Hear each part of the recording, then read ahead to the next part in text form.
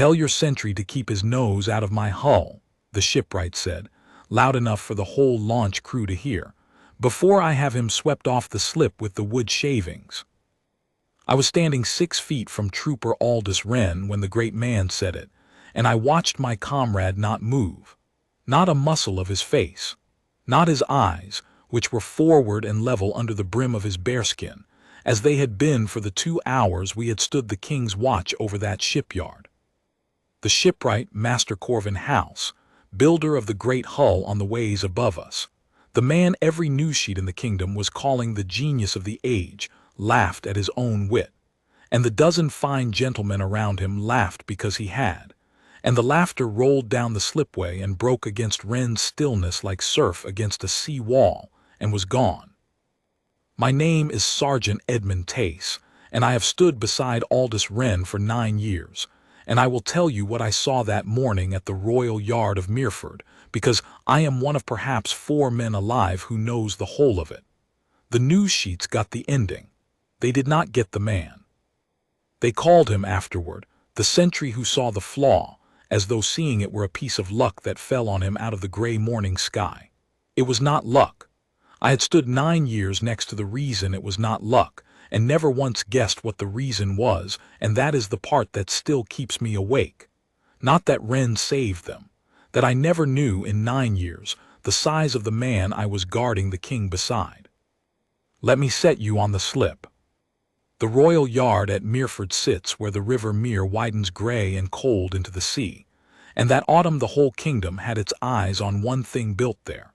The sovereign of the seas, the largest ship the realm had ever laid down, 3 years a building, and on this morning to be launched into her element before the king himself. She lay on the ways like a hill that had decided to become a building, her hull a black cliff of new timber and iron strapping, her 3 great masts not yet stepped, but lying alongside like felled forest, her copper sheathing below the waterline catching what little light the morning gave. They had built a royal pavilion of striped canvas at the head of the slip. They had run bunting from every shed and crane. They had brought down half the court, the lords of the Admiralty in their blue and gold, the news sheet men with their sketchbooks, and 10,000 of the common people of Meerford crowding every roof and wall and lighter in the basin to see her go down. And they had built her, every spar and rivet, under the hand of Master Corvin House. He was a big man, House, big in the body and bigger in the manner, with a voice pitched to carry across a yard full of hammering, and a habit of standing as though the ground he was on had been improved by his standing there. He had designed the sovereign.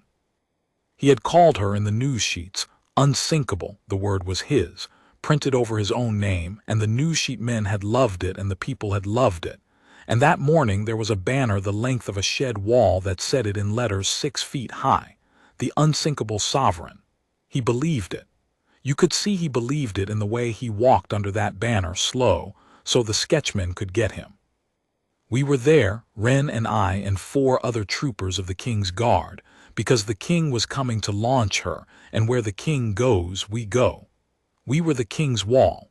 We were not there to know anything about ships, and everyone on that slip understood that. Master House understood it best of all, and it was the root of everything that followed, because in Master House's world there were men who built and men who decorated, and a king's guard to him was a thing you set beside a doorway for the look of it, like a brass urn. So when Wren first turned his head, and it was the only time in 2 hours he turned his head, House did not see a soldier noticing something. He saw an ornament that had moved out of place. I had seen it too, the turning of the head, and I had thought nothing of it. A sentry's eyes travel, that is allowed, that is half the post. There had been a sound. Down under the black cliff of the hull, where the launch crews were knocking away the last of the shores and packing the ways with tallow, there had been a sound not loud, a single dull complaint of strained wood, the kind of noise a great ship full of waiting weight makes 100 times an hour. I heard it and forgot it. Wren heard it and turned his head a 1/4 inch, and held one breath, and looked at one place low on the hull near the stern where 2 of the launch crew were swinging mauls, And then his eyes came level again and forward, and he was a sentry once more. But he had marked it. I know now he had marked it. At the time I knew nothing. The morning wore on toward the launch hour. The tide was making. You could smell it, the cold green smell of the sea coming up the mere, and the launch must be at the top of the flood or not at all. A ship that size needed the deepest water the day would give, to float her clear before her own weight drove her into the mud of the far bank. The master of the yard, a careful gray man named Surveyor Bellamy, walked the slip with his book, and the launch crews crawled over the cradle that held her, and House held court under his banner with the Admiralty lords, and the people on the rooftops began, very faintly, to cheer at nothing, the way a crowd does when its waiting gets too full to hold. And Wren, beside me, said, without turning his head, in the low, flat voice a sentry uses that does not carry past the man next to him, "Sergeant, the aftermost cradle keel block on the larboard side has shifted. They have packed the ways under a member that is already failed. I will be honest with you, as I have been honest about everything in this account. I did not understand one word in three of what he had just said. Keel block, cradle, member. They were the words of a trade I did not have. What I understood was the thing under the words, which was that Trooper Aldous Wren, the most silent man I had ever stood beside, had just spoken 9 words of plain warning in a voice I had never heard him use, and that his eyes, when I glanced at him, were not the eyes of a man looking at a pageant. They were the eyes of a man reading a page. "Wren," I said, "what are you talking about?" "The cradle," he said. "The frame they have built under her to carry her down the ways. One of the blocks that holds her keel has crushed and tipped. There, by the third shore from the stern, you can see the timber has gone proud on one side and sunk on the other. It has been taking her weight wrong for an hour, perhaps more. When they knock away the last shores and she begins to move, her stern will come down on the failed block before her forefoot is waterborne. She will not run true. She will run crooked, and a ship that runs crooked off the ways drives her own bow into the cradle, and a cradle that size, breaking under that weight, comes apart like grape shot."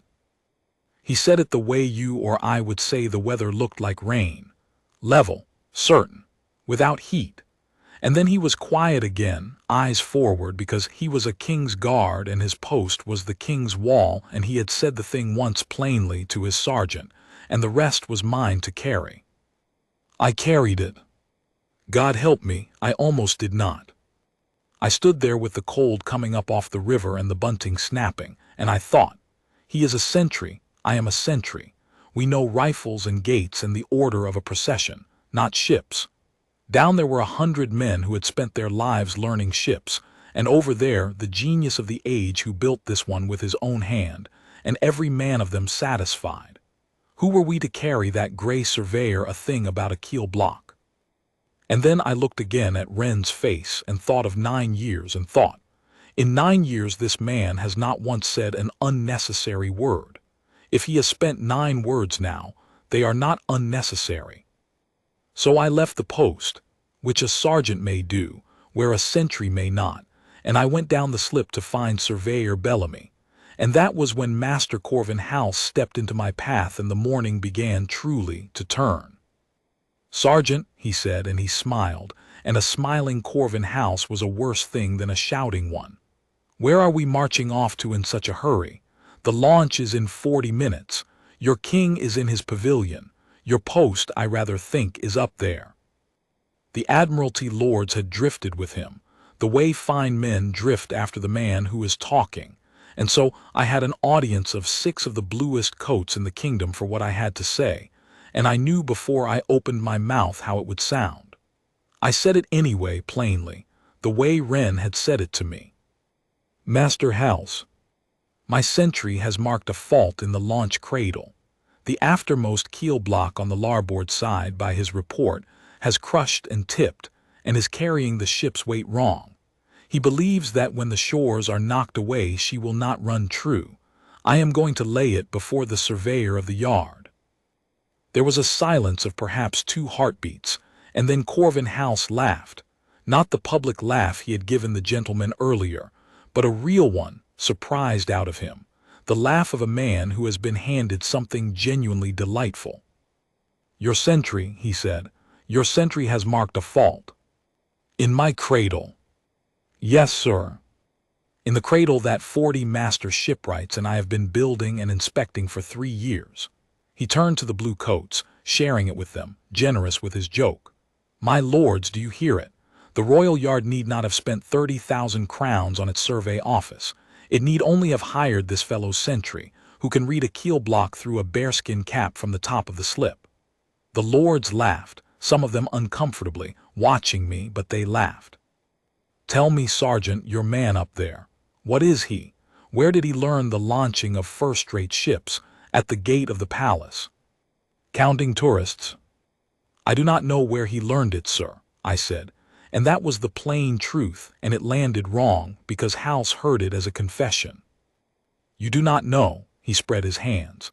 "He does not know, the Sentry does not say. Sergeant, I will tell you what your man learned. He learned to stand still and look fierce so that the ladies have something to photograph.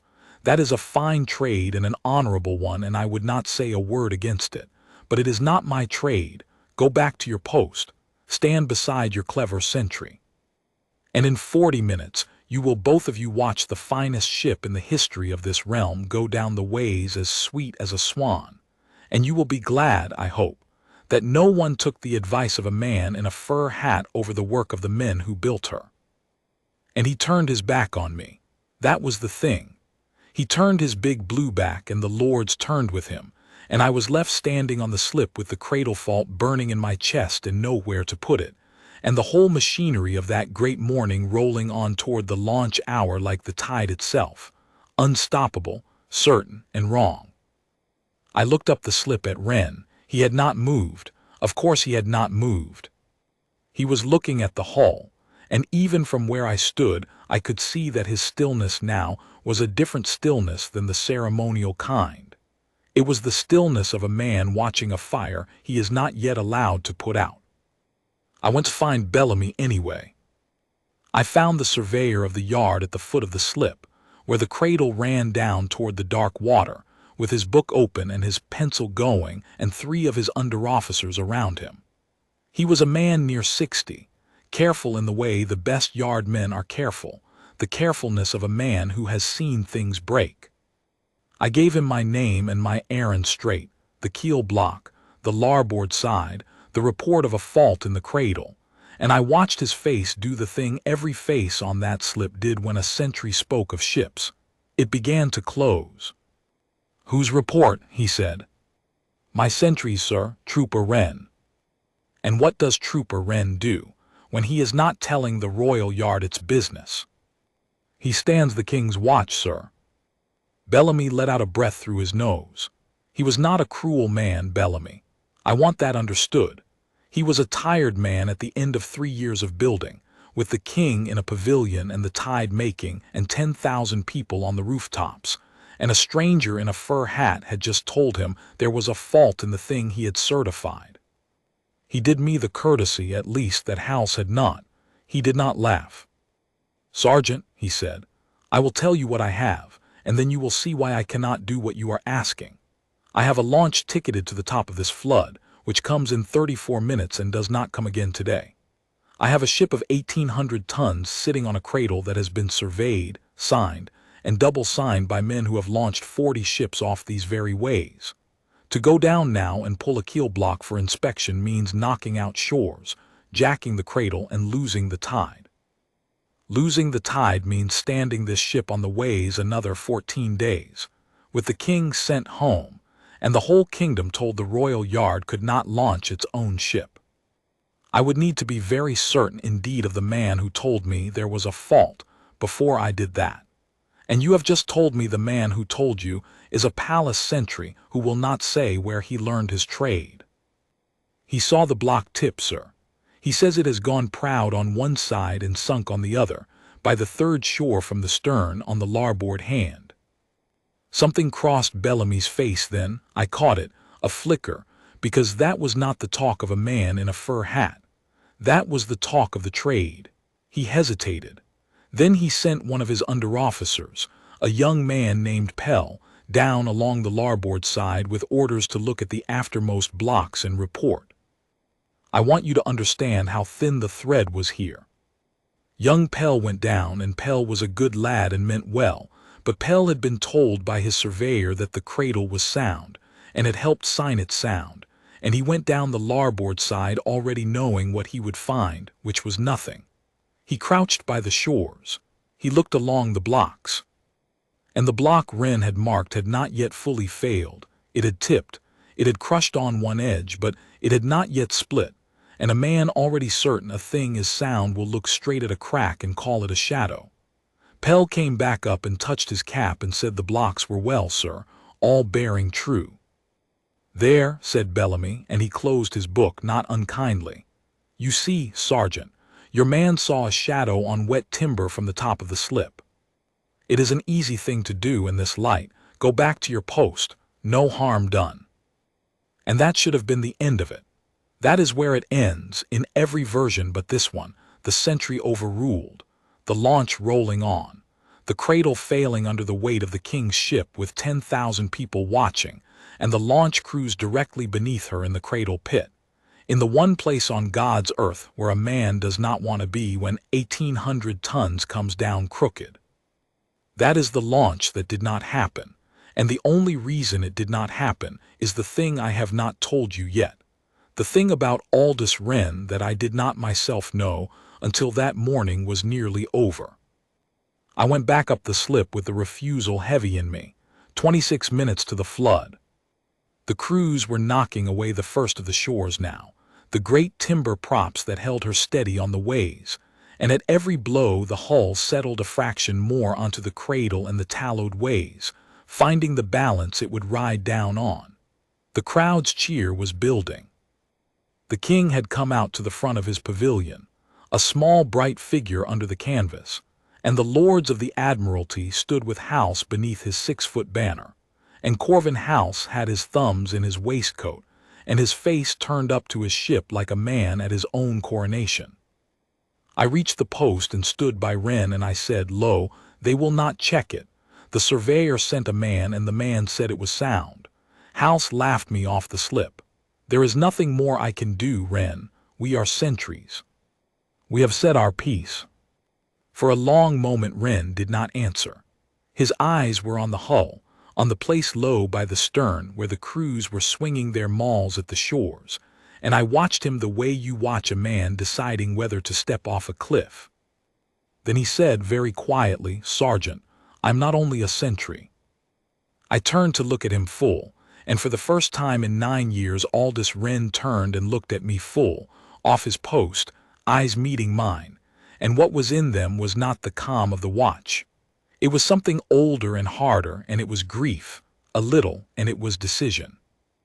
Before the guard, he said, I was a shipwright. I served my time in the king's dockyards at Saltcoombe, 7 years, and then I took the constructor's warrant, and for 11 years I was an assistant constructor of the Navy. I have laid down ships. I have launched them.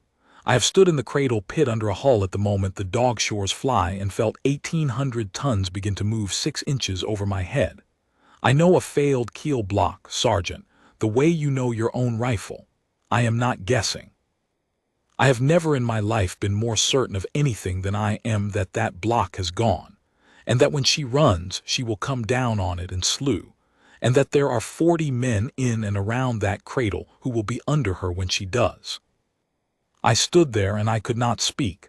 11 years a constructor of the Navy. 7 years a shipwright before that. 18 years of the deepest craft in the kingdom, standing 9 years at my side under a fur cap, and I had thought him a quiet man who had never been anywhere. Then why, I said when I could, in God's name are you a sentry?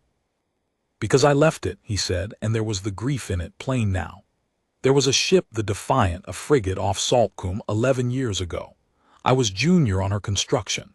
I marked a fault in her riding bits, the timbers that take the strain of the anchor cable, and I carried it to my chief constructor, and he was a great man and a proud one, much like the great man under that banner, and he told me a junior did not teach his chief his trade, and he signed her sound. And she went a sea, and in the first gale that took her cable the bits drew, and she struck, and we lost. He stopped. His jaw worked once. We lost a great many of her people, and I had been right, and I had been overruled, and I had let myself be overruled because he outranked me and I was young, and it was easier to be quiet than to be ruined. I swore on the men we buried that I would never again let a great man's pride sign a false sound while I stood by and said nothing. And then I found I could not stay in the yards, where every slip smelled of that day. And so I left the whole trade and took the king's shilling and learned to stand a gate.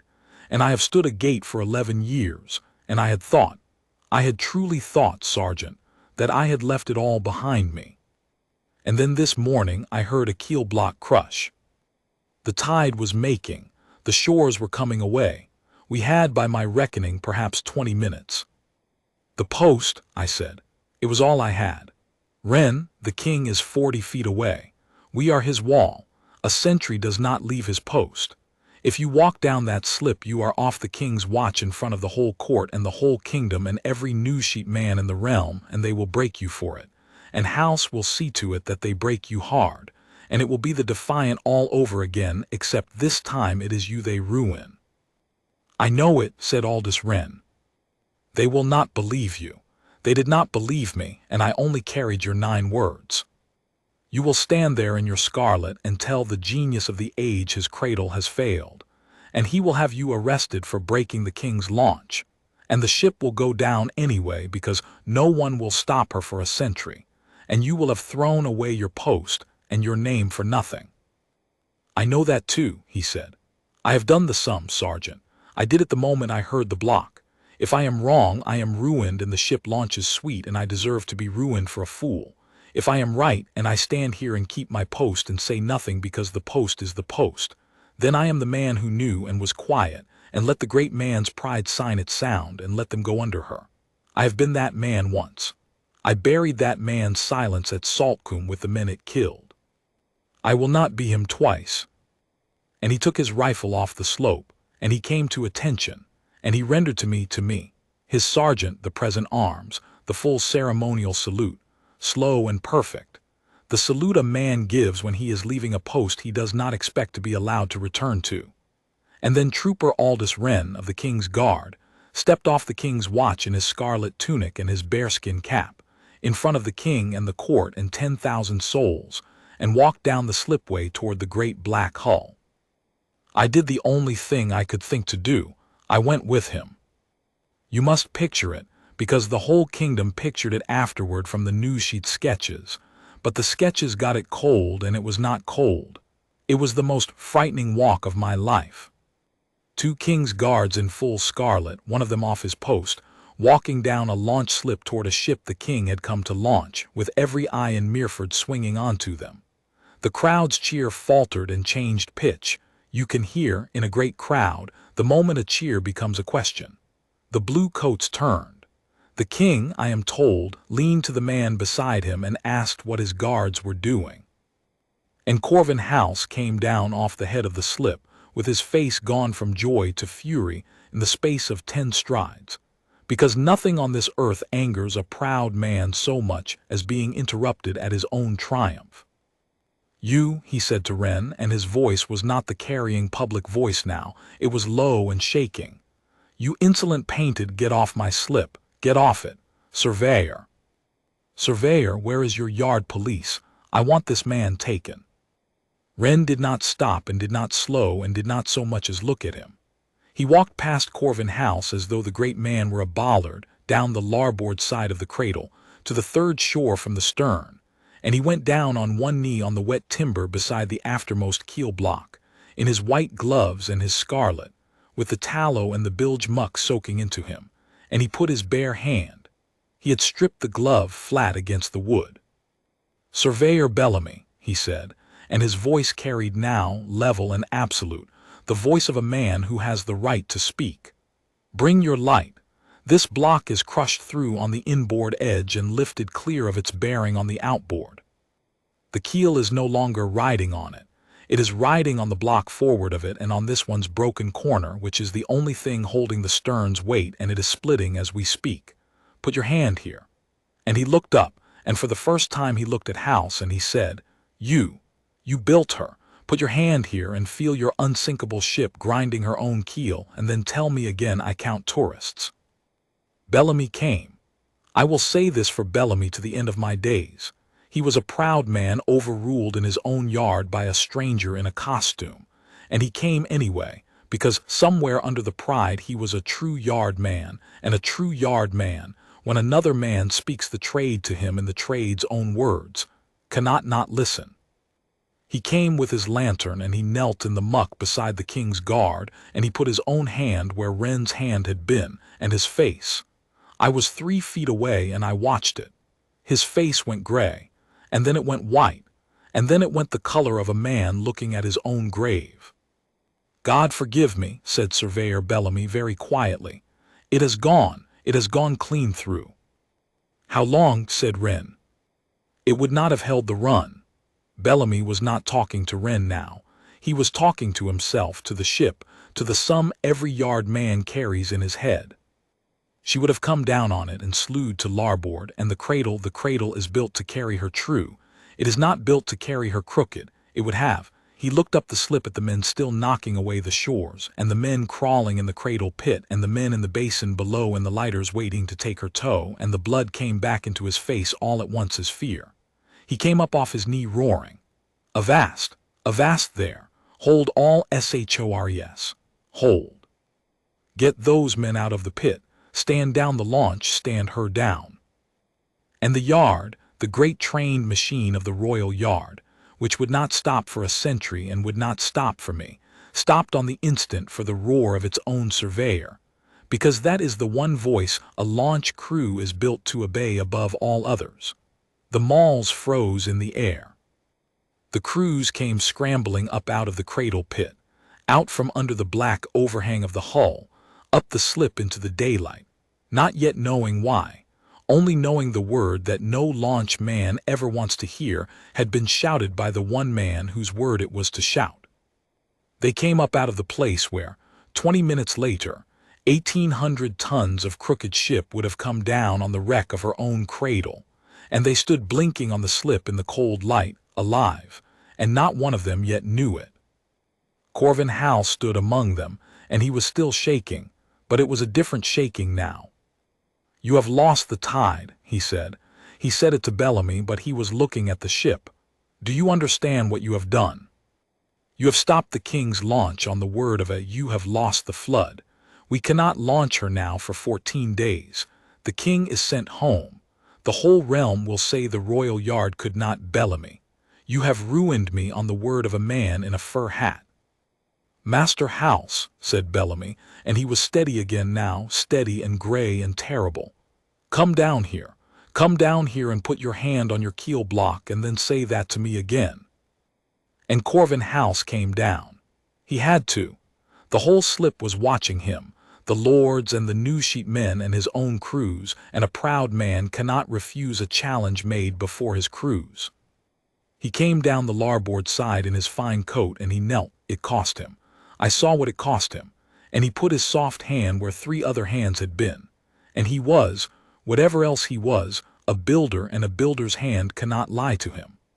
I watched the genius of the age feel his own ship grinding her keel on a failed block, and I watched the certainty go out of his face like water out of a cracked jar. He did not speak for a long time. The tide beneath us reached the top of its flood and turned and began very quietly to ebb. The moment the ship should have gone down, passing with the ship still on the ways, alive on her broken cradle, and 40 men standing in the daylight who would have been under her. "How did you see it?" Hal said at last. He did not look up. He said it to the timber. "I walked this cradle at first light. My own constructors walked it. How did you see it from the top of the slip before I saw it kneeling on top of it?" Wren had put his glove back on. He had come back to attention by old habit, even here in the muck, even off his post. A man returns to what he is. "Because I was not looking at a ship I loved," he said. I was looking at a cradle I did not trust. That is the whole of it, Master House. You built her with your heart, and a man cannot survey with his heart, because his heart tells him she is sound because he needs her to be sound. I came to her this morning as a stranger, with no love in it and no need in it. And a stranger with the trade in his hands sees the timber and not the dream. You called that counting tourists. It is the oldest rule of our craft, and you taught it to 100 apprentices, and you forgot it the day you let them print the word Unsinkable over your name. There is no such ship. There was never such a ship. The sea does not read news sheets. It was not said cruelly. That is the thing I most want you to know about Aldous Wren. He had been mocked off the slip, threatened with arrest, called a painted ornament before the court, and he had thrown away 9 years of his post to save the man's ship and the man's crews. And now, with the great man broken and kneeling in the muck before him, he did not crow. He said the true thing plainly, the way he said all things, and then he was quiet. It was at that moment that I became aware the king had come down the slip. I do not know how long he had been standing there. A king moves through a crowd the way water moves through a net. You do not see him come, you simply find that he is there. He had come down off his pavilion and along the larboard side with 2 of my own troopers trailing him in some distress, for their charge had wandered off into a stopped launch, and he stood now at the edge of the little circle of kneeling men, in his plain dark coat, and he had clearly heard a great deal. "Surveyor Bellamy," the king said, "is my ship in danger of falling on these men?" "She was, your majesty," said Bellamy, and he got to his feet and stood as straight as his years would let him. "She is not now. We have stood the launch down. The fault is in the launching cradle, not the ship herself. The ship is sound. We will rebuild the cradle true and launch her on the next high spring, 14 days hence. The men are safe. They are safe because—" And here the old man did a thing I have honored him for ever since. He turned, and he looked at the king, and he told the truth though it cost him his own pride before his sovereign. "Because this guardsman saw what I did not see, and would not be put off, and your sergeant carried it to me, and I, your majesty, did not listen, and the launch was very near to going forward over my refusal.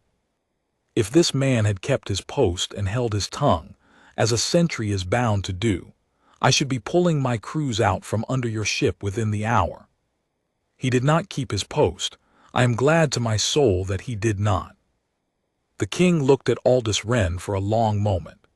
It is a strange thing to watch your sovereign look at a man you have stood beside for 9 years, and to understand that the king is seeing him more truly, in that one moment, than you have seen him in all that time. "You left your post," the king said. There was no anger in it. It was the plain statement of the fact on which everything would turn, and every man on that slip went still to hear how it would be answered. "I did, your majesty," said Wren. "You know what that is." "I know exactly what it is, your majesty. I have stood the watch 11 years. There is no man on this slip who knows better than I do what it is to leave a post. I weighed it before I did it, and I would weigh it the same way again, and I make your majesty no excuse. I broke the king's watch. I would rather be broken for leaving my post than keep it and let your people go under your ship.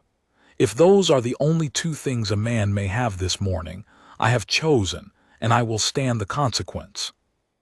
The king was quiet, and then he did a thing that the news sheets, for all their sketches, never quite caught, because it was a small thing and the great things of that morning were all loud.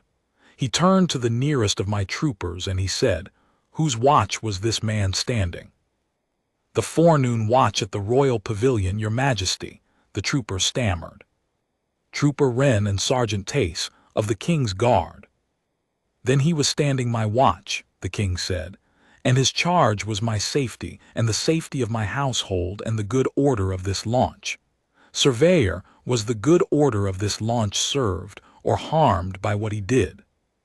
"Served, your majesty," said Bellamy, "saved." "And was I, or my household, or any soul under my protection this morning, put in danger by his leaving the pavilion?" "The opposite, your majesty. 40 of your subjects stand alive on this slip who would not.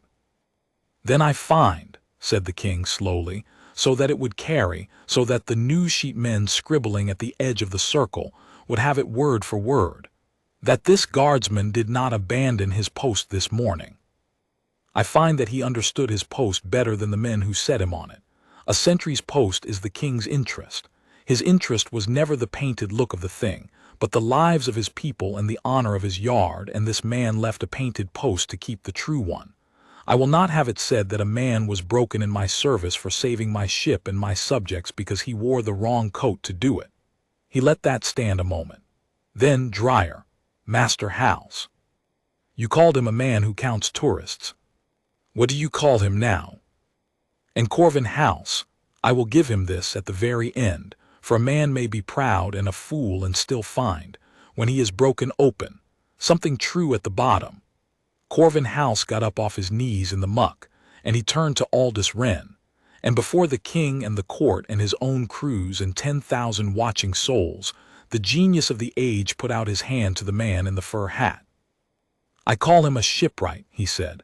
Better than I am. I beg your pardon, sir.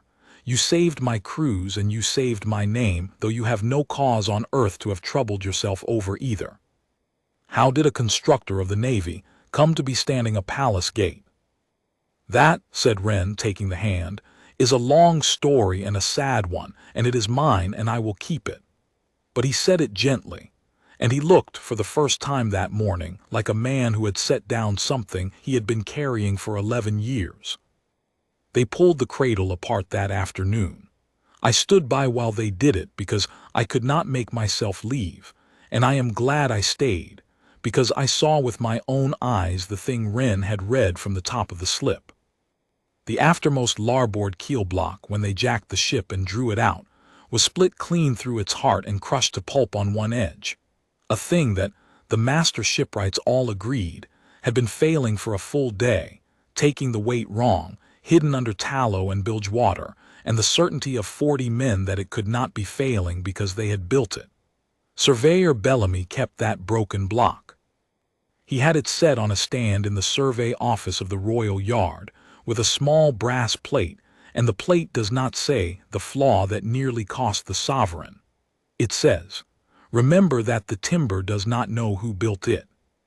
He told me, when I asked him why, that it was the truest thing the guardsman had said that morning, and that he meant his survey officers to read it every day of their lives. 14 days later, on the next high spring tide, they launched the Sovereign of the Seas. They rebuilt her cradle true, every block surveyed 3 times, and one of the 3 surveys, by Bellamy's own order, made by a man brought in from outside the yard with no love of the ship in him and no part in her building, a stranger with the trade in his hands. The king came again. The crowds came again, larger than before, for by now the whole kingdom had the story. And this time, when the dog shores flew and the last props fell away, the great black hull began to move slowly, then not slowly down the tallowed ways, true as a die, and took the gray water of the mere in a long white smother of foam and rose to it and floated, level and sweet and alive, the largest ship the realm had ever built, riding her element at last. 10,000 people made a noise I have not heard before or since. Corvin House stood under his banner and wept like a boy, and no one thought the worse of him for it. And on the head of the slip, in his scarlet and his bearskin, eyes forward and level, perfectly still, stood Trooper Aldous Wren, back on the king's watch, where he had asked to be, for he had refused every other thing they offered him. They offered him a constructor's warrant restored, a place in the yard, his old trade and his old rank. He thanked them and said no. He asked only to be returned to his post, and to stand the launch he had saved, and so he did. And as the Sovereign took the water, I saw him watch her go down, only that, a man watching a ship launch true, and I saw something ease in his face that I think had not been at ease since a frigate struck off Saltcombe 11 years before. He had been overruled once and been right, and men had died of it. He had been overruled again, and had refused to be quiet, and men had lived. I think that was the only warrant he had ever truly wanted, and no king could grant it. He had to take it for himself, off a post, in front of the world with everything to lose. He took it, the ledger of his life was square. I have stood beside Aldous Wren for the 11 years since, and he has never spoken of it. The men he saved have grown old, and most never learned the name of the man in the fur hat to whom they owe their gray hairs. He would say that is exactly as it should be, that a sentry is not made to be seen but to see, that the world walks past the quiet ornament beside the door on its way to its triumphs, and never guesses the ornament has eyes in it, and a trade in its hands, and a debt to the drowned it means to pay for the rest of its days. I only know what I saw. I saw a great man certain, and a crowd certain, and a yard certain, the whole bright machine of a kingdom's pride rolling on toward the water, and one still man in a scarlet coat who knew better, and was mocked, and was overruled, and laid down his post rather than his honor, and was right. They built the unsinkable ship, but it was never the ship that could not be sunk. It was the man on the slip who would not let her.